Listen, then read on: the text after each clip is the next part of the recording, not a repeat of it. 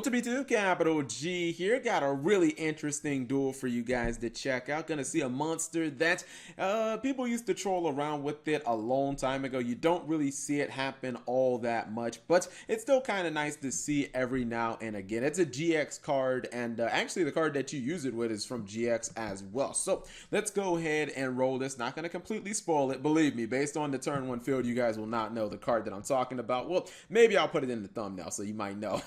Anyways, we got two Burning Abyss monsters, special summon, Farfa and Calcab. Is that Calcab? Yeah, it is. Okay, so Calcab, Barfa, Farfa, and actually this was pretty spicy. Did he get a Seer and a Graph and a Scar? My God, these are the luckiest mills ever. This guy doesn't even need to run like any other crazy. Just run Burning Abyss. If you can mill like that in Burning Abyss, you're clearly a god. He's going to actually go ahead. He's going to Foolish Burial for Sky Scourge Norleras. This is the card I'm talking about, and it was always used with Phantom of Chaos because Phantom of Chaos can banish it from the graveyard and then activate its effect. If you guys don't know, the Sky Scourge monsters were supposed to be essentially replacements for the Chaos monsters from Invasion of Chaos. These guys came out in GX from Force of the Breaker, if I'm not mistaken. The problem is they were just so ridiculous. It was like the opposite of the Chaos monsters. Like they had the same effects, kind of, but they were so ridiculously impossible to summon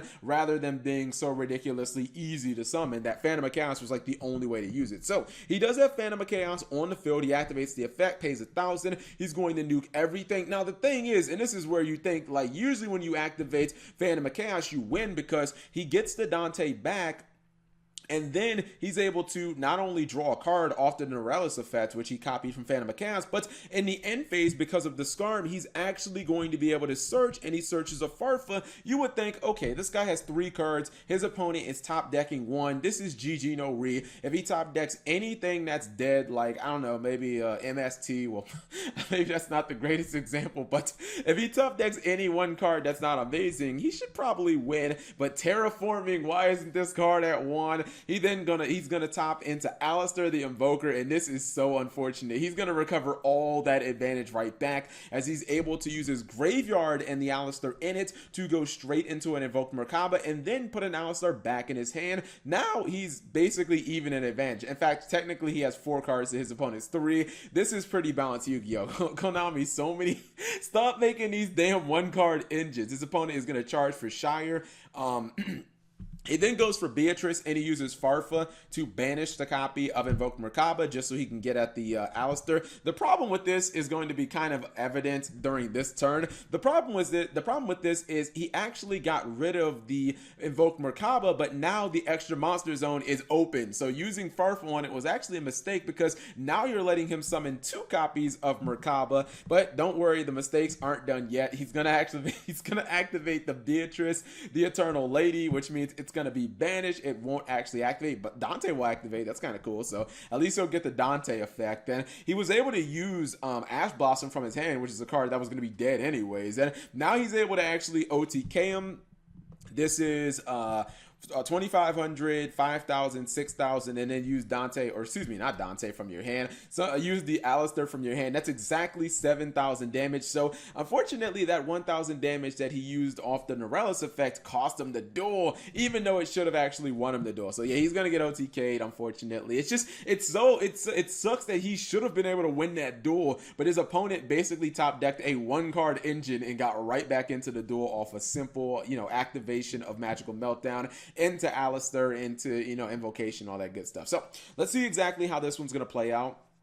Allure of Darkness, Solar Recharge, Charge of the Light Brigade. I think that Celestia might be used for Solar Recharge. Well, no, he uses Shire instead. He does get Norleras in the graveyard. He is still digging through that deck, man. And now he's actually going to go for Dante as he did in the first duel. This time, Dante is going to be Ghost Ogre, which generally I think is a terrible play. You don't see that very often, but it works here. And he actually summoned Sky Scourge Norleras the old-fashioned way. I rarely have ever seen this card actually summoned because you have to banish like 1 Light Fairy and 3 Dark Fiends, which means your deck has to be structured a certain type of way, which is the whole reason why I said that these cards were so impossibly difficult to summon. But, it's actually going to work out a little bit because he did get Norleras on the field and he's able to nuke everything.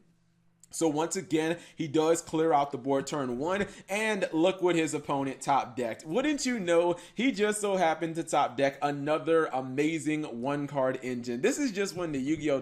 Gods say, stop trolling, motherfucker. We do not want you to win this duel. So it's unfortunate, but he's able to get the Mobilize Engage back. Mobilize Engage, not a hard once per turn. Thanks, Konami. Thanks, Konami Research and Development. Now he has a pot of -9. He's just racking up those spells in the grave. Keep in mind, oh, he just left. Sky Scourge Norleras guy left the duel. I was gonna say, keep in mind that what's it called? Kagari is gaining attack because of the spells that were discarded and not even played in the early phases of the duel. Could he have actually won? I wonder if, I don't think so, just off of this hand, because, let's see, he had Scapegoat, that's not going to be activated this turn.